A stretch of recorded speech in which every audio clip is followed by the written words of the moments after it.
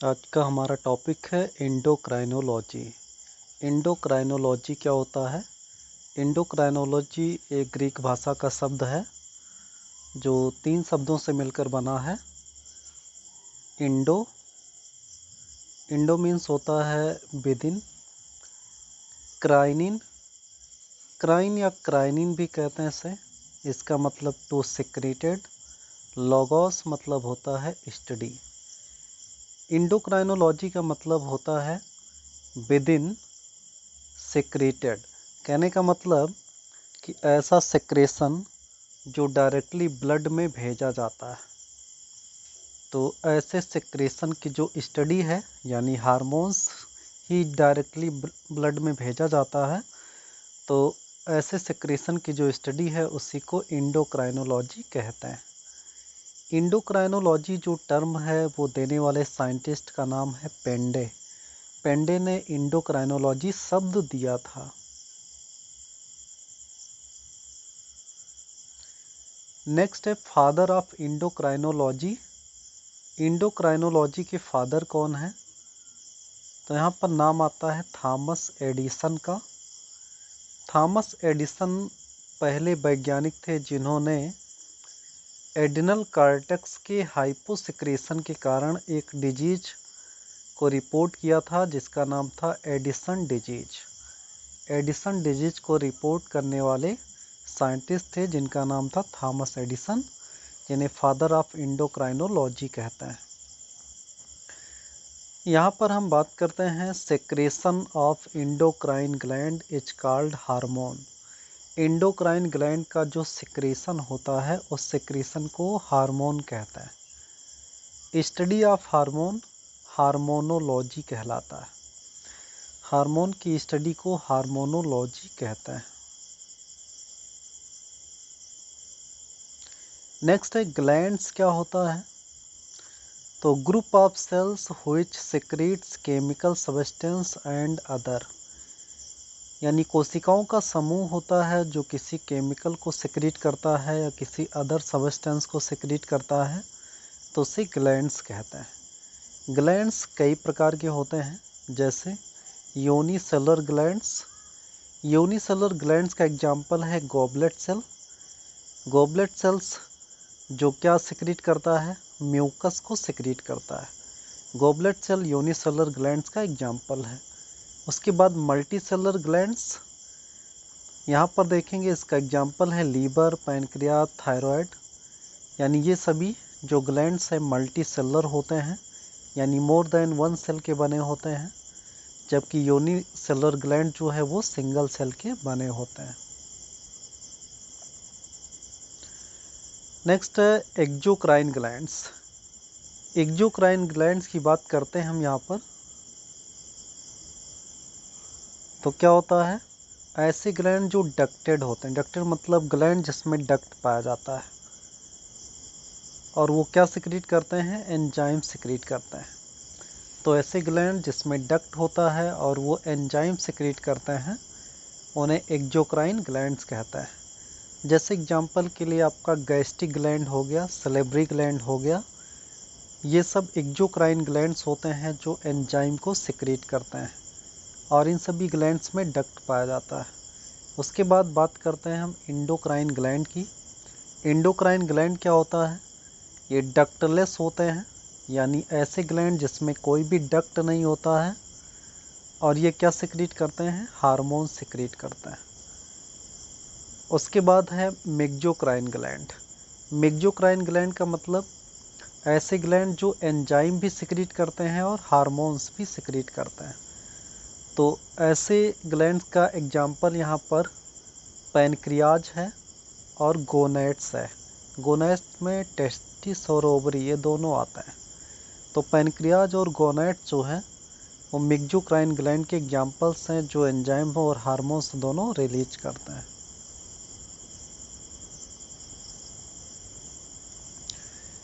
Next है first hormone discovered was secretin by Bayliss and Starling in 1903।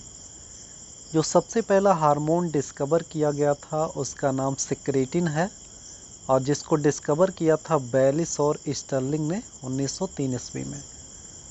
Hormones are secreted by ductless glands release directly into blood. Hormones ductless gland के द्वारा secrete होता है और secrete होकर वो directly किस में रिलीज कर दिया जाता है, ब्लड में। हार्मोन टर्म देने वाले साइंटिस्ट का नाम है स्टर्लिंग। स्टर्लिंग ने 1905 में हार्मोन टर्म दिया। Hormone also known as, hormone को और भी नाम से हम जानते हैं, जैसे हार्मोन को हम कहते हैं फ्लूडम इन वाइवो। उसके बाद हार्मोन्स को केमिकल मैसेंजर या फर्स्ट मैसेंजर कहा गया, और ये कहने वाले जो साइंटिस्ट थे उनका नाम था हक्सले। हक्सले ने हार्मोन्स को केमिकल मैसेंजर कहा था या फर्स्ट मैसेंजर कहा था। उसके बाद हार्मोन्स को ऑटोकॉइड्स भी कहते हैं, अरोसस भी कहते हैं, एक्स्ट्रासेलुलर सब्सटेंस भी कहते हैं, एक्साइटेड सब्सटेंस भी कहते हैं, ए ट्रिगर सब्सटेंस भी कहते हैं। तो ये हार्मोन्स के अदर नेम हो जाते हैं।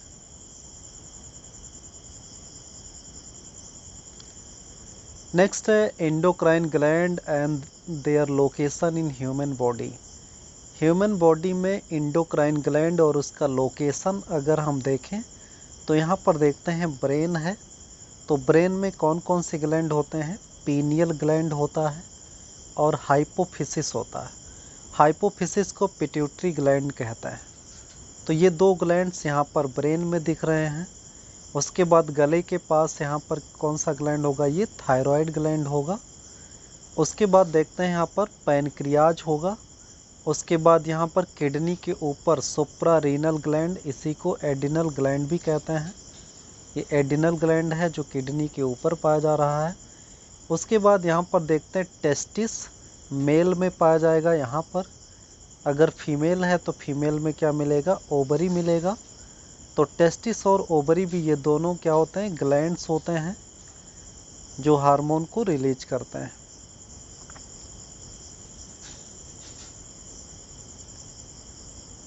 नेक्स्ट है some endocrine glands of human. Human के कुछ इंडोक्राइन ग्लैंड्स को हम यहाँ पर पढ़ेंगे, जिसमें से पहला है pineal gland, pituitary gland, thyroid gland, parathyroid gland, adrenal gland और पैनक्रियाज। ये सब ग्लैंड्स हैं ह्यूमन की बॉडी में पाए जाने वाले, तो इनको हम पढ़ेंगे। इस वीडियो में हम केवल पीनियल ग्लैंड और पिट्यूटरी ग्लैंड के बारे में पढ़ेंगे। बाकी thyroid gland, parathyroid, adrenal gland और पैनक्रियाज, इसके बारे में हम इसके बाद के वीडियो में पढ़ेंगे। तो इस वीडियो में हम पीनियल ग्लैंड और पिट्यूटरी ग्लैंड को देखते हैं। यहाँ पर बात आती है पीनियल ग्लैंड की। तो यहाँ पर आप देख रहे हैं ये हमारा ब्रेन है और इसी ब्रेन के अंदर हमारा ये आई पाया जा रहा है। आई मतलब पीनियल ग्लैंड जो है ये थर्ड आई माना जाता है, यानी तीसरी आँख मानी जाती है। इस फिगर में यहाँ दिखाने का प्रयास किया गया है, लेकिन हमारी बॉडी में तो तीसरी आँख होती नहीं है। हमारी बॉडी में ये पीनियल ग्लैंड जो तीसरी आँख है ये वेस्टिजियल होता है। तो यहाँ पर आप देखते हैं पीनियल ग्लैंड को और भी किस नाम से जानते हैं, तो also called epiphysis cerebri. Epiphysis cerebri भी कहता है इससे। अगर हम इस ग्लैंड का शेप देखें तो पाइन कोन शेप्ड होता है, यानी जो पाइन प्लांट होते हैं उसके कोन के शेप का ये शेप होता है पीनियल ग्लैंड का। उसके बाद हम देखते हैं पीनियल ग्लैंड का पोजीशन क्या होता है। तो ये ब्रेन में कहाँ पर पाया जाएगा, तो ब्रेन में यहाँ पर होता थर्ड वेंट्रिकल। ये जो है ये पूरा जो है यहाँ पर ये थर्ड वेंट्रिकल होता है, और थर्ड वेंट्रिकल के रूफ पर ये जो येलो कलर का स्ट्रक्चर्स ये छोटा सा दिख रहा है, इसी को पीनियल ग्लैंड कहते हैं। तो ये हमारे ब्रेन का पार्ट है थर्ड वेंट्रिकल, और थर्ड वेंट्रिकल के रूप पर ही पीनियल ग्लैंड पाया जाता है। अब पीनियल ग्लैंड के स्ट्रक्चर्स की बात करते हैं, तो इसके स्ट्रक्चर्स में composed of neuron, neuroglia and special secretory cells called pinealocytes. अगर हम यहाँ पर पीनियल ग्लैंड की बात करें तो पीनियल ग्लैंड्स में न्यूरॉन्स होते हैं, न्यूरोग्लिया भी होता है, और इस ग्लैंड में स्पेशल सिक्रीटरी सेल्स होते हैं जिसे पिनेलोसाइट्स कहता है। यहाँ पर एक रिमार्क को हम पढ़ते हैं, पीनियल ग्लैंड अब्सेंट इन क्रोकोडाइल। क्रोकोडाइल में पीनियल ग्लैंड अब्सेंट होता है। नेक्स्ट हम पढ़ते हैं hormones of pineal gland. Pineal gland के हार्मोन्स को हम पढ़ते हैं। तो यहाँ पर 3 मेन हार्मोन्स हैं जो पीनियल ग्लैंड से सिक्रीट होते हैं, जिसमें एक मेलेटोनिन है, दूसरा सीरोटोनिन है और तीसरा एडिनोग्लोमेरुलोट्रोपिन करके है। तो यहाँ पर टोटल 3 हार्मोन्स आपको पीनियल ग्लैंड के द्वारा सिक्रीट होते हैं और इसी को पढ़ना है। तो प्रत्येक हार्मोन्स का कुछ रोल होगा, तो उस रोल को समझते हैं। मेलेटोनिन हार्मोन ये ट्रिप्टोफैन अमीनो एसिड से बनता है और ये एंटागोनिस्टिक टू MSH होता है। MSH मतलब मेलेनोसाइट स्टिमुलेटिंग हार्मोन्स होता है। तो यहाँ पर आप देखेंगे MSH हार्मोन के अपोजिट मेलेटोनिन काम करता है। MSH के इफ़ेक्ट से हमारे स्किन का कलर डार्क हो जाता है, लेकिन जो मेलेटोनिन है वो MSH के इफ़ेक्ट को कम कर देता है, जिससे हमारे स्किन का कलर डार्क नहीं हो पाता और हमारे स्किन का कलर एकदम जो है मेलेनिन के अभाव से एकदम क्या हो जाएगा, एकदम वाइटिश, या आप कहेंगे कि ब्यूटी कलर हो जाएगा स्किन का। इसीलिए मेलेटोनिन हार्मोन्स को ब्यूटी हार्मोन कहते हैं या इसे एंटी एजिंग हार्मोन भी कहा जाता है। उसके बाद सेरोटोनिन को पढ़ते हैं। सेरोटोनिन हार्मोन क्या करता है, एक्ट एज वैसो कॉन्स्ट्रिक्टर, यानी ब्लड वेसल्स को कॉन्स्ट्रिक्ट करने का काम करता है। और जब ब्लड वेसल्स कॉन्स्ट्रिक्ट होते हैं तो जो ब्लड प्रेशर है वो क्या हो जाता है, इंक्रीज हो जाता है, बढ़ जाता है। तो सेरोटोनिन एक वैसो कॉन्स्ट्रिक्टर है जो ब्लड प्रेशर को इंक्रीज करने का काम करता है। उसके बाद एडिनोग्लोमेरुलोट्रोपिन हार्मोन है। ये हार्मोन स्टिमुलेट करता है किसको, जोना ग्लोमेरुलोसा को। और ये जोना ग्लोमेरुलोसा किसका पार्ट है, तो ये एडिनल कार्टेक्स का पार्ट है। और एडिनल कार्टेक्स के जोना ग्लोमेरुलोसा से एल्डोस्टेरॉन हार्मोन सिक्रीट होते हैं। और इस हार्मोन को सिक्रीट करने के लिए कौन स्टिमुलेट करता है, एडिनोग्लोमेरुलोट्रोपिन हार्मोन। तो ये 3 हार्मोन्स आपको पीनियल ग्लैंड्स के बारे में पढ़ना है। नेक्स्ट हम पढ़ते हैं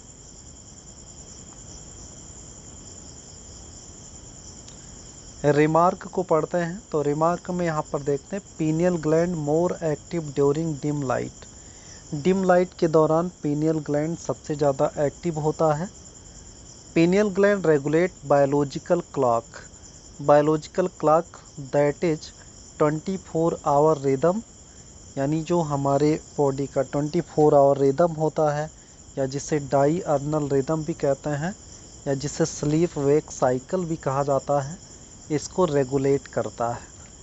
उसके बाद इस ग्लैंड को इंटरप्रिटेटेड एज, इस ग्लैंड को और किस नाम से जानते हैं या किस रूप में जानते हैं, तो इसे साउल कहते हैं, आत्मा के रूप में इस ग्लैंड को जानते हैं।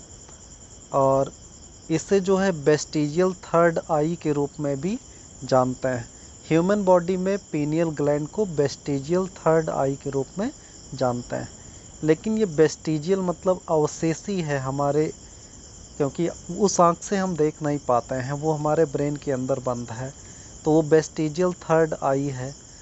लेकिन यहाँ पर देखते हैं फंक्शनल थर्ड आई जो मिलता है वो एक रेप्टाइल्स में मिलता है, जिसका नाम स्फिनोडॉन है, जिसको टुआटारा भी कहते हैं, जो न्यूजीलैंड में कंजर्व्ड किया गया है। न्यूजीलैंड के गवर्नमेंट ने इस एनिमल को कंजर्व करके रखा है। तो यहाँ पर फंक्शनल थर्ड आई स्फिनोडॉन में मिलता है। अब हम बात करते हैं यहाँ पर पिट्यूटरी ग्लैंड के बारे में। पिट्यूटरी ग्लैंड क्या होता है, तो यहाँ पर देखते हैं, आल्सो कॉल्ड हाइपोफिसिस सेरेब्री। आपको समझना होगा, पीनियल ग्लैंड को एपिफिसिस सेरेब्री कहते हैं और पिट्यूटरी ग्लैंड को हाइपोफिसिस सेरेब्री कहता है। और पिट्यूटरी ग्लैंड का निक नेम क्या है? इसे मास्टर ग्लैंड कहते हैं या इसे the conductor of endocrine symphony भी कहते हैं। और पिट्यूटरी ग्लैंड यानी पिट्यूटरी जो टर्म्स है उसको देने वाले साइंटिस्ट का नाम बेजेलियस है। उसके बाद पिट्यूटरी ग्लैंड की जो ओरिजिन है वो एम्ब्रियोनिक लेयर एक्टोडर्म से होती है। और पिट्यूटरी ग्लैंड का अगर हम पोजीशन देखें तो वो कहाँ पाया जाता है? सीला टर्सिका एक कैविटी है जिसका नाम सीला टर्सिका है और ये कैविटी एक बोन में पाई जाती है जिसे स्फिनॉइड बोन कहता है। तो स्फिनॉइड बोन की कैविटी जिसको सीला टर्सिका कहते हैं, उसी कैविटी में पिट्यूटरी ग्लैंड पाया जाता है। और पिट्यूटरी ग्लैंड जो है वो स्मॉलेस्ट ग्लैंड होता है और मेल की अपेक्षा फीमेल में ये ग्लैंड लार्ज होता है, बड़ा होता है, तो फीमेल में लार्जर होता है। अगर इसके वेट की बात करें तो 0.5 ग्राम से लेकर 1 ग्राम तक, यानी इसका जो वज़न है पिट्यूटरी ग्लैंड का वो 0.5 ग्राम से 1 ग्राम के बीच का होता है। Pituitary gland is homologous to, यहाँ पर पिट्यूटरी ग्लैंड जो होता है वो होमोलॉगस होता है। होमोलॉगस मतलब संरचना में समान होता है। किसके संरचना में समान होता है? सब neural gland of Herdmania, Herdmania के सब न्यूरल ग्लैंड के होमोलॉगस होता है। यानी हर्डमानिया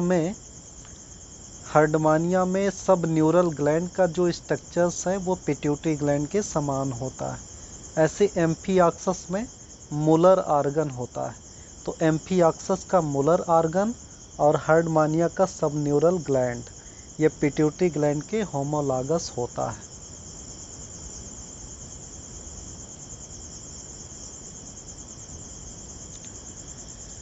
नेक्स्ट है स्ट्रक्चर ऑफ पिट्यूटरी ग्लैंड। अगर पिट्यूटरी ग्लैंड का स्ट्रक्चर्स हम पढ़ते हैं तो यहाँ पर पिट्यूटरी ग्लैंड तो दो तरह से मिलेगा। एक ऐसा पिट्यूटरी ग्लैंड जो बाई लोब्ड होता है और एक ऐसा पिट्यूटरी ग्लैंड जो ट्राई लोब्ड होता है, यानी 2 लोब भी पाए जाते हैं और 3 लोब भी पाए जाते हैं। तो यहाँ पर हम समझते हैं कि अगर पिट्यूटरी ग्लैंड में 2 लोब मिला तो वो बाई लोब्ड है। अब बाई लोब्ड पिट्यूटरी ग्लैंड किस में पाया जाएगा? इन होम्योथर्मिक वर्टिब्रेट्स, यानी जो होम्योथर्मिक वर्टिब्रेट्स हैं उनमें बाई लोब्ड पिट्यूटरी पाया जाता है। होम्योथर्मिक वर्टिब्रेट्स में कौन आते हैं? बर्ड्स आते हैं, बर्ड्स आते हैं और मैमल्स आते हैं। तो इनमें बाई लोब्ड पिट्यूटरी पाया जाएगा। अगर बाई लोब्ड है तो दोनों लोब का नाम क्या होगा? तो यहाँ पर एक लोब का नाम होगा एडिनो हाइपोफिसिस और एक का नाम होगा न्यूरो हाइपोफिसिस। जो एडिनो हाइपोफिसिस है उसके द्वारा यहाँ पर एक इम्पॉर्टेंट हार्मोन सिक्रीट होता है जिसे MSH कहते हैं, यानी मेलेनोसाइट स्टिमुलेटिंग हार्मोन्स। बहुत स्मॉल अमाउंट में melanocyte stimulating hormones adeno hypophysis lobe से सिक्रीट होता है। किसमें? होम्योथर्मिक वर्टिब्रेट्स में। अब बात करते हैं ट्राइलोब्ड पिट्यूटरी ग्लैंड किस में मिलता है? पायोकिलोथर्मिक वर्टिब्रेट्स में। पायोकिलोथर्मिक वर्टिब्रेट जैसे फिशेस में, एम्फीबियंस में और रेप्टाइल्स में। जो पिट्यूटरी ग्लैंड होता है वो क्या होता है? ट्राइलोब्ड होता है। अब ट्राइलोब्ड होगा तो उसमें 3 लोब कौन कौन से होंगे? तो यहाँ पर पहला लोब होगा एडिनो हाइपोफिसिस, दूसरा होगा पार्स इंटरमीडिया और पार्स इंटरमीडिया से क्या रिलीज होता है? MSH मेलेनोसाइट स्टिमुलेटिंग हार्मोन्स और लार्ज अमाउंट में रिलीज होता है। उसके बाद तीसरा देखते हैं न्यूरो हाइपोफिसिस है। तो यहाँ पर ये 3 लोब हैं। अब बात करते हैं कि अगर पायोकिलोथर्मिक एनिमल्स में पिट्यूटरी 3 लोब का बना था जबकि होम्योथर्मिक में केवल 2 ही लोब बचा, तो इसका मतलब एक लोब कौन सा गायब हुआ? तो पार्स इंटरमीडिया ये गायब होकर या ये किस में मर्ज हो गया? तो ये एडिनो हाइपोफिसिस में मर्ज हो गया। ऐसा क्यों माना गया? क्योंकि जो MSH ये रिलीज कर रहा था लार्ज अमाउंट में, अब ये जा करके जब इसमें मर्ज हो जाएगा एडिनो हाइपोफिसिस में, तो ये कम अमाउंट में मेलानोसाइट स्टिमुलेटिंग हार्मोन्स रिलीज करेगा। तो इस तरह से ट्राइलोब्ड पिट्यूटरी से बाइलोब्ड पिट्यूटरी का डेवलपमेंट हो जाता है जब पार्स इंटरमीडिया किस में मर्ज हो जाते हैं, एडिनो हाइपोफिसिस में। इसका एविडेंस ये MSH हार्मोन्स है। MSH हार्मोन्स को वेस्टिजियल हार्मोन्स भी कहते हैं ह्यूमन के केस में। यहाँ पर इस फिगर में देखते हैं कि ये हमारा पिट्यूटरी ग्लैंड है, जिसमें आप देखते हैं इधर का एंटीरियर लोब है, ये वाला यहाँ से लेकर के ये पूरा ये एंटीरियर लोब है इतना। उसके बाद इधर का ये इधर वाला जो पार्ट है ये पोस्टीरियर लोब है। एंटीरियर लोब को जो है एडिनो हाइपोफिसिस कहेंगे और पोस्टीरियर लोब को न्यूरो हाइपोफिसिस कहता है। एंटीरियर लोब में यहाँ पर 3 पार्ट होंगे। एक होता है पार्स ट्यूबरैलिस, ऊपर वाला पोर्शन, उसके बाद ये बाहर निकला हुआ पोर्शन पार्स डिस्टैलिस है, उसके बाद अंदर वाला ये क्लेफ्ट के अंदर वाला पोर्शन है पार्स इंटरमीडिया। तो इस तरह से 3 पार्ट होते हैं एंटीरियर लोब के। उसके बाद पोस्टीरियर लोब की बात करते हैं तो उसमें केवल 2 ही पार्ट यहाँ पर आपको ये दिख रहे हैं। एक पार्स नर्बोसा है, उसके बाद इनफंडिबुलर स्टेम यहाँ पर लगा है जो ऊपर जा कर के यहाँ पर हाइपोथैलेमस से कनेक्ट होता है। तो इस तरह से एंटीरियर और पोस्टीरियर लोब 2 लोब यहाँ पर पिट्यूटरी के दिखाए गए हैं। नेक्स्ट है हार्मोन्स ऑफ पिट्यूटरी ग्लैंड। बहुत इम्पॉर्टेंट है, हार्मोन्स को आपको याद रखना होगा। तो यहाँ पर हम समझते हैं, ये हमारा एंटीरियर पिट्यूटरी है और एंटीरियर पिट्यूटरी से यहाँ पर देखेंगे ग्रोथ हार्मोन रिलीज होगा, ल्यूटिनाइजिंग हार्मोन रिलीज होगा, फॉलिकल स्टिमुलेटिंग हार्मोन रिलीज होगा, एडिनोकार्टिकोट्रोपिन हार्मोन रिलीज होगा और यहाँ पर TSH मतलब थायराइड स्टिमुलेटिंग हार्मोन रिलीज होगा, वैसोप्रेसिन जिसे ADH यानी एंटी डायूरेटिक हार्मोन्स कहते हैं, उसके बाद ऑक्सीटोसिन भी रिलीज होता है। तो यहाँ पर ये एंटीरियर पिट्यूटरी है। एंटीरियर पिट्यूटरी से 1 2 3 4 5 6 ये 6 हार्मोन्स एंटीरियर पिट्यूटरी से रिलीज होंगे। बाकी 2 हार्मोन्स पोस्टीरियर पिट्यूटरी से रिलीज होते हैं। अब ये हार्मोन्स रिलीज होकर बॉडी के किस आर्गन पर काम करते हैं उसको भी हमें समझना है।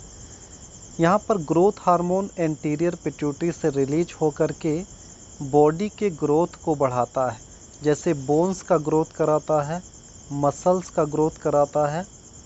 इस तरह से हमारे बॉडी का या हमारे ऑर्गन का क्या होता है, ग्रोथ होता है। तो ग्रोथ कौन कराता है, ग्रोथ हार्मोन। उसके बाद एंटीरियर पिट्यूटरी से यहाँ से प्रोलैक्टिन निकल रहा है। प्रोलैक्टिन हार्मोन क्या करता है, प्रोलैक्टिन हार्मोन्स ब्रेस्ट में जाकर के मिल्क को सिंथेसाइज कराता है, यानी ब्रेस्ट में मिल्क को सिंथेसाइज कराने वाला हार्मोन कौन सा होगा, प्रोलैक्टिन। यह भी एंटीरियर पिट्यूटरी से रिलीज होगा। उसके बाद ल्यूटिनाइजिंग हार्मोन होता है, LH जिसे कहते हैं। ल्यूटिनाइजिंग हार्मोन जाकर किस पर काम करेगा, ओवरी पर। अगर मेल बॉडी है तो टेस्टिस पर काम करेगा, अगर फीमेल बॉडी है तो ओवरी पर काम करेगा, क्योंकि पिट्यूटरी ग्लैंड मेल और फीमेल दोनों में मिलेंगे। तो ल्यूटिनाइजिंग हार्मोन्स ओवरी में जाकर के क्या करेगा, हार्मोन्स को रिलीज कराएगा। ओवरी कौन सा हार्मोन रिलीज करेगा, एस्ट्रोजन और प्रोजेस्टेरॉन। तो इस हार्मोन्स को रिलीज करने के लिए कौन स्टिमुलेट करेगा, LH हार्मोन। ऐसे ये टेस्टिस पर जाकर काम करेगा और टेस्टिस पर क्या करेगा, ये टेस्टोस्टेरोन हार्मोन को रिलीज करने के लिए स्टिमुलेट करेगा। उसके बाद फिर देखते हैं यहाँ पर फॉलिकल स्टिमुलेटिंग हार्मोन है। फॉलिकल स्टिमुलेटिंग हार्मोन भी किस पर काम करेगा, टेस्टिस पर और ओवरी पर, इस तरह से। उसके बाद फिर देखते हैं एडिनोकार्टिकोट्रोपिक हार्मोन्स है ये, ACTH। ये हार्मोन्स एंटीरियर पिट्यूटरी से आता है और एडिनल कार्टेक्स पर जाता है और एड्रिनल कॉर्टेक्स को स्टिमुलेट करता है क्या करने के लिए, कॉर्टिकल हार्मोन को रिलीज करने के लिए। उसके बाद यहाँ पर थायराइड स्टिमुलेटिंग हार्मोन भी आता है एंटीरियर पिट्यूटरी से, जो थायराइड ग्लैंड को स्टिमुलेट करता है और थायराइड ग्लैंड स्टिमुलेट होकर थायराइड हार्मोन को रिलीज करता है। यहाँ पर आपको समझना है कि बॉडी के अदर ग्लैंड को भी ये ग्लैंड रेगुलेट कर रहा है। जैसे ये हार्मोन निकालेगा, यहाँ बोन को रेगुलेट किया जा रहा है, यहाँ ब्रेस्ट को, ओवरी को, टेस्टिस को, एड्रिनल कॉर्टेक्स को, थायराइड ग्लैंड को। इसीलिए इस ग्लैंड को क्या नाम देते हैं, मास्टर ग्लैंड, क्योंकि ये अदर ग्लैंड को भी रेगुलेट करता है या अदर ग्लैंड को भी हार्मोन निकालने के लिए स्टिमुलेट करता है। उसके बाद पोस्टीरियर पिट्यूटरी की बात करते हैं, तो पोस्टीरियर पिट्यूटरी से 2 हार्मोन रिलीज होता है। यहाँ पर आपको समझना है पोस्टीरियर पिट्यूटरी में किसी भी प्रकार का हार्मोन नहीं बनता है। ये हार्मोन जो निकलता है पोस्टीरियर पिट्यूटरी से, वो हार्मोन हाइपोथैलेमिक हार्मोन है, यानी हाइपोथैलेमस से हार्मोन बनकर आता है और कहाँ स्टोर हो जाता है, पोस्टीरियर पिट्यूटरी में। और फिर पोस्टीरियर पिट्यूटरी उसी हार्मोन को क्या करता है, रिलीज करता है। यानी यहाँ पर आप समझेंगे पोस्टीरियर जो पार्ट होता है, जो पोस्टीरियर पिट्यूटरी होता है, उसमें किसी भी हार्मोन का सिंथेसिस नहीं होता है। वो हार्मोन्स को केवल स्टोर करता है और रिलीज करता है।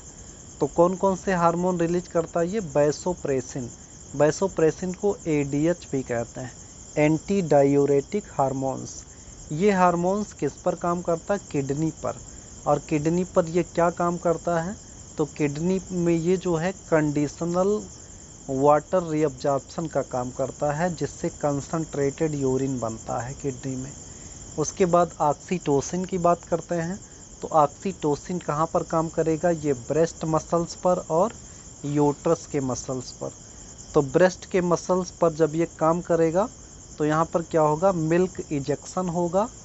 और जब ये यूट्रस के मसल्स पर काम करेगा तो यहाँ पर लेबर पेन होगा, जिससे चाइल्ड का बर्थ होता है। तो इस तरह से ये सभी हार्मोन्स और हार्मोन्स का फंक्शन हो जाता है। यहाँ पर ग्रोथ हार्मोन्स बहुत इम्पॉर्टेंट है, इसके बारे में हम आगे थोड़ा और पढ़ लेते हैं। यहाँ पर हम बात करते हैं हाइपोसिक्रीशन ऑफ ग्रोथ हार्मोन। क्या पढ़ेंगे, हाइपोसिक्रीशन ऑफ ग्रोथ। हम ग्रोथ हार्मोन्स को यहाँ पर पढ़ लेते हैं। आप जान चुके हैं कि ग्रोथ हार्मोन्स एंटीरियर पिट्यूटरी से रिलीज हो रहा है और बॉडी के ग्रोथ को रेगुलेट करता है। अब यहाँ पर बात करते हैं हाइपोसिक्रीशन ऑफ ग्रोथ हार्मोन। अगर किसी कारण से ग्रोथ हार्मोन का सिक्रीशन हमारी बॉडी में बहुत कम हो जाए, तो बहुत कम हो जाने से कौन कौन सा रोग हमारी बॉडी में हो सकता है। तो यहाँ पर देखते हैं कि अगर ग्रोथ हार्मोन्स का सिक्रीशन कम हो जाए, हाइपो मतलब कम होता है, तो कौन सा रोग हो जाएगा, तो पिट्यूटरी डॉर्फिज्म हो जाता है। और ये पिट्यूटरी डॉर्फिज्म किस में होता है, इन चाइल्डहुड में। चाइल्डहुड में जब ग्रोथ हार्मोन्स की कमी होती है तो क्या हो जाता है, पिट्यूटरी डॉर्फिज्म हो जाता है, जिसे बौनापन कहते हैं। और बौनापन का करेक्टर होता है, ये एटियोलियोसिस भी कहते हैं इसे, ये मिडगेट होते हैं, ये सर्कस जोकर होते हैं। और ये मेंटली कंप्लीट, यानी माइंड इनका काम करता है, मेंटली कंप्लीट होते हैं, बाकी शरीर से या शरीर में इनका ग्रोथ नहीं होता। जैसे सर्कस जोकर हैं, यहाँ पर इमेज आप लोग देख पाते हैं। इमेज में यहाँ पर जितने भी लोग यहाँ पर दिख रहे हैं, सबका हाइट बहुत कम है और सब में जो है कौन सा डिजीज हुआ है, पिट्यूटरी डॉर्फिज्म हुआ है। सब में पिट्यूटरी डॉर्फिज्म हुआ है, सब में पिट्यूटरी हार्मोन्स यानी ग्रोथ हार्मोन्स का लेवल कम हो गया था, जिससे बॉडी का ग्रोथ नहीं हो पाया, जिससे पिट्यूटरी डॉर्फिज्म हो गया। नेक्स्ट हम देखते हैं हाइपोसिक्रीशन ऑफ ग्रोथ हार्मोन। अब यहाँ पर ये वाला भी हाइपोसिक्रीशन था, ये वाला भी हाइपोसिक्रीशन ही है, लेकिन यहाँ पर आप देखेंगे इस वाले में चाइल्डहुड में पिट्यूटरी डॉर्फिज्म होता है और यहाँ पर एडल्ट में कौन सा रोग होता है, साइमन डिजीज। अगर बात करें ग्रोथ हार्मोन्स की कमी से या कम सिक्रीट होने से एडल्ट में कौन सा रोग होता है? Simon disease.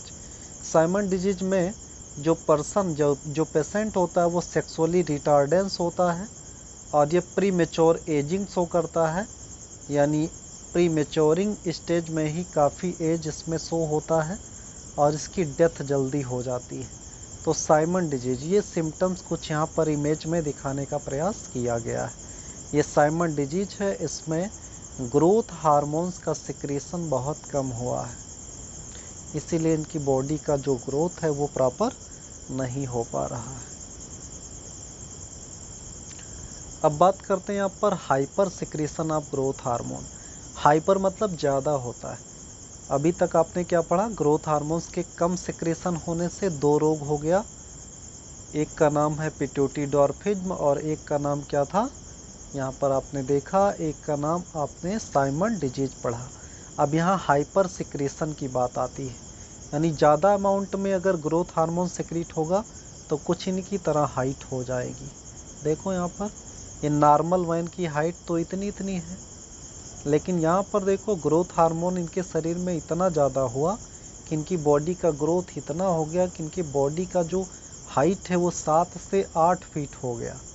तो यहाँ पर देखते हैं hyper secretion of growth hormone से कौन सा रोग होता है? गिगेंटिज्म होता है। किसमें? चाइल्डहुड में। चाइल्डहुड में कौन सा रोग होगा? गिगेंटिज्म। इसमें क्या होता है कि जो हाइट है वो 7 से 8 फीट यानी बहुत ऊंची हो जाती है। 7 से 8 फीट, ये चाइल्डहुड की बात हो रही है। जैसे जैसे ये एडल्टहुड की तरफ बढ़ेंगे इनके बॉडी का ग्रोथ और ज़्यादा हो जाएगा, बॉडी वेट बहुत ज़्यादा हो जाता है इनमें। तो गिगेंटिज्म जो है वो hyper secretion of growth hormone के कारण होता है और किस एज में होता है? चाइल्डहुड में। नेक्स्ट है hyper secretion of growth hormone. यहाँ पर आप देख रहे हैं, इनको पहचानते होंगे आप लोग। Hyper secretion of growth hormone, अगर ग्रोथ हार्मोन का ज़्यादा सिक्रीशन बॉडी में हुआ तो एडल्टहुड में क्या हो जाएगा? एक्रोमेगैली हो जाएगा। एक्रोमेगैली में क्या होता है? गोरिल्ला लाइक अपीयरेंस, यानी शरीर किस तरह दिखता है? गोरिल्ला की तरह। With huge hands and leg, यानी हाथ और पैर बहुत विशालकाय हो जाते हैं।